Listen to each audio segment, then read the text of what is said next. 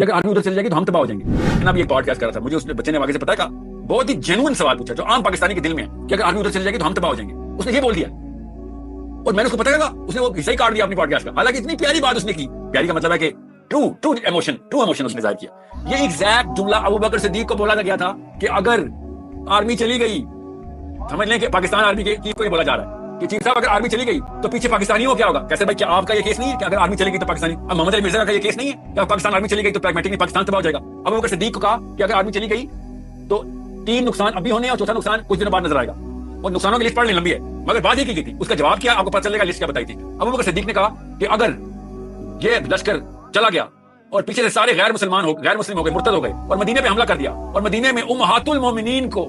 بچانے کے لیے عرب میں کوئی نہ بچا, اور مدینے کے کتے امہات المومنین کے کپڑے اپنے منہ سے کھینچ کے ان کو گھروں سے نکال رہے ہو, اور ایک بھی مسلمان مرد مدینے میں نہ ہو جو ان کو بچا سکے, تب بھی یہ لشکر اسامہ کا جائے گا.